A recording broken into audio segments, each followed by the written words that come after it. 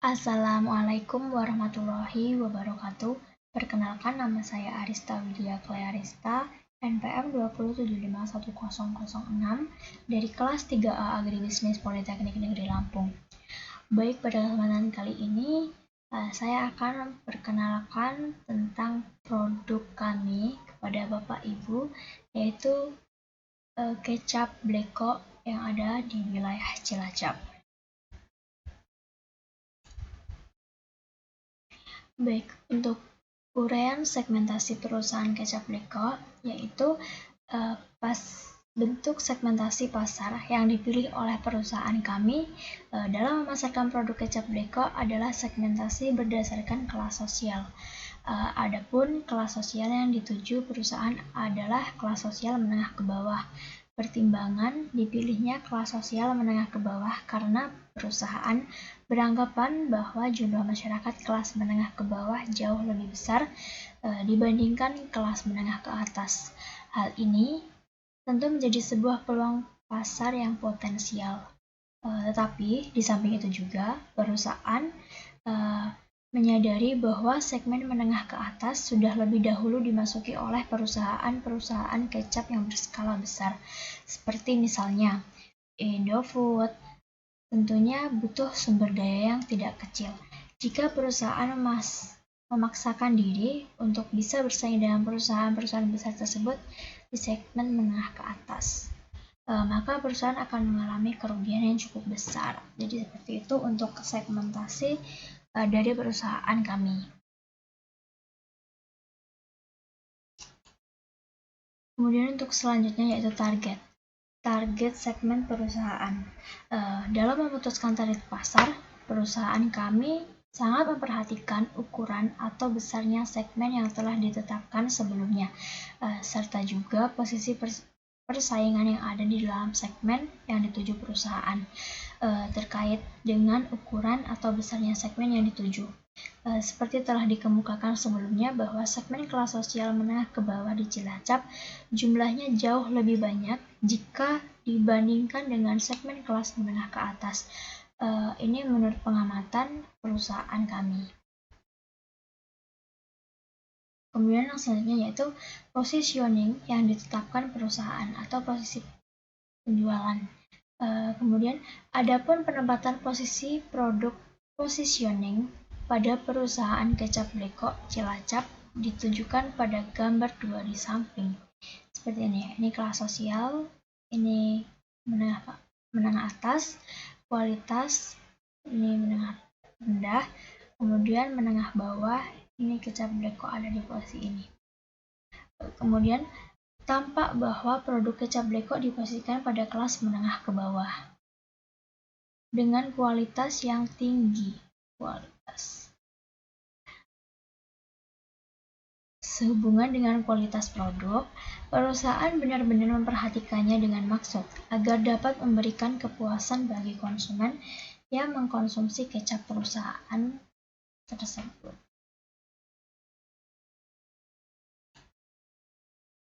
Kemudian selanjutnya yaitu diferensiasi penjualan atau selling. Diferensiasi, meskipun harga kecap Bleko masih tergolong mahal ini dalam pendapat yang disampaikan oleh beberapa pelanggan dari perusahaan kami yang sudah berlangganan lama ya. Masih menurut mereka harga kecap Bleko masih tergolong mahal. Namun tidak ada pelanggan yang komplain tentang harga kecap Bleko karena pelanggan menganggap harga tersebut sebanding dengan kualitas kecapnya. Selain itu juga disebabkan karena kecap Bleko yang merupakan produksi dari kota Cilacap sehingga pelanggan lebih menghargai produk dari daerah mereka. Kemudian untuk bauran pemasaran atau marketing mix adalah kiat pemasaran yang digunakan perusahaan untuk mencapai sasaran pemasarannya. Selanjutnya yaitu selling, penjualan.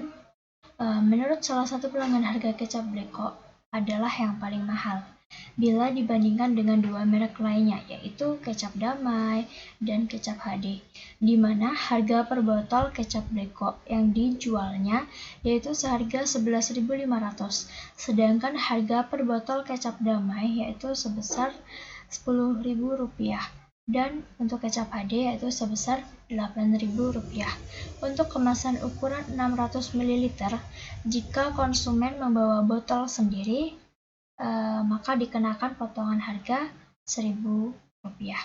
Meskipun harga kecap Black kok lebih mahal dibandingkan dua merek lainnya, tapi kecap dari perusahaan kami ini sangat atau menjadi produk andalan dan produk favorit untuk semua elemen masyarakat, dari masyarakat anak kecil, kemudian remaja, dewasa, bahkan lansia.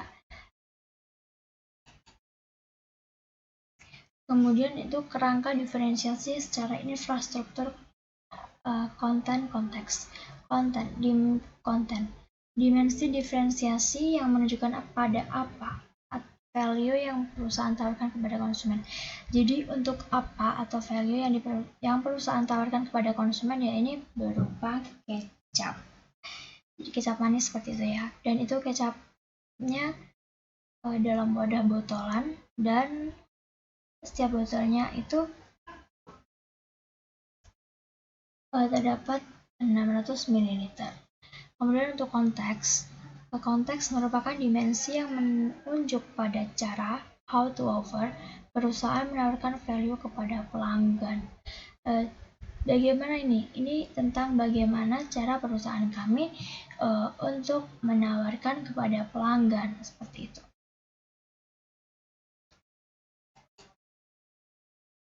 Kemudian yang ketiga ya infrastruktur.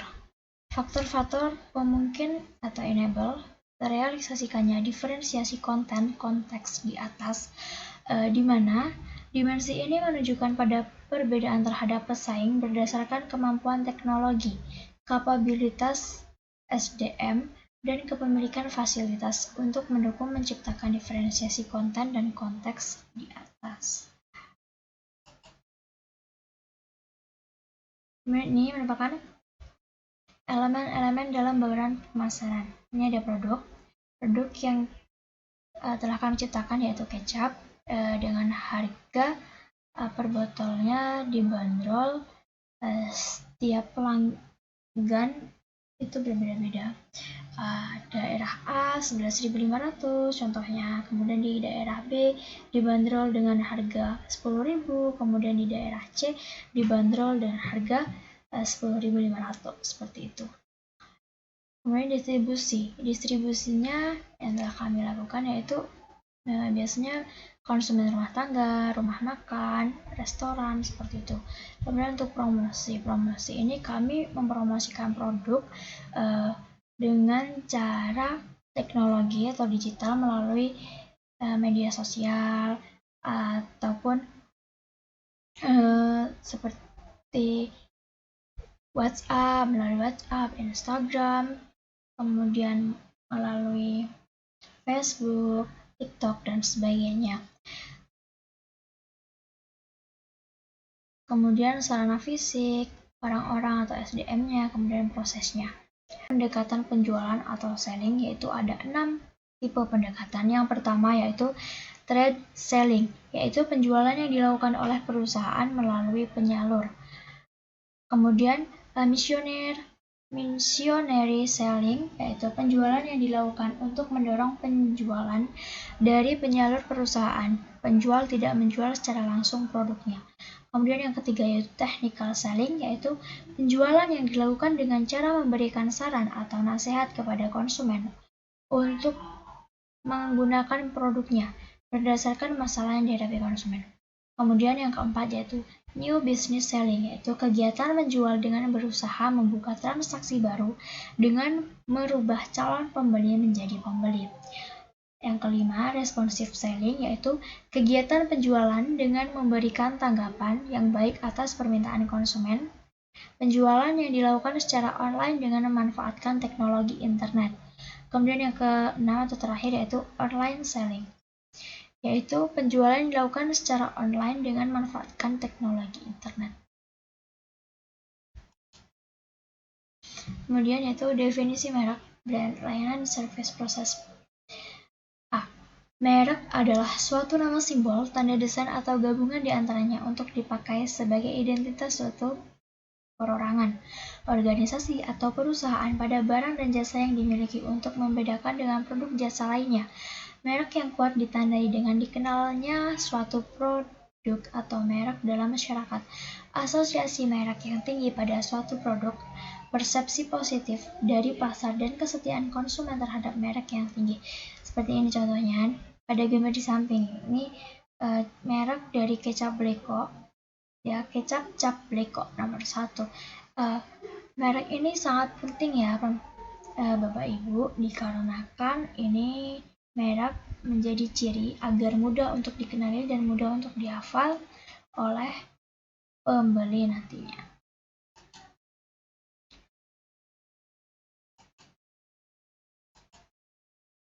Kemudian quality, cost, dan delivery.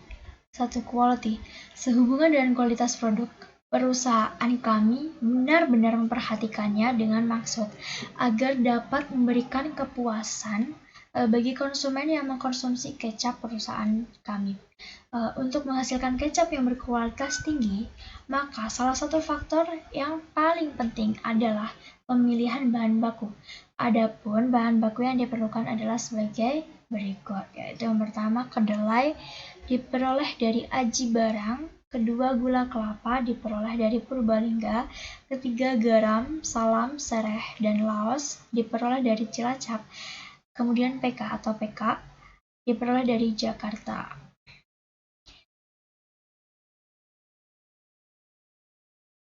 Kemudian tidak semua bahan baku yang kami gunakan dalam pembuatan kecap Bleko ini berasal dari daerah Cilacap, tapi kami menggunakan bahan baku pilihan, tentunya bahan baku yang punya kualitas tinggi yang akan kami gunakan dalam pembuatan kecap Bleko.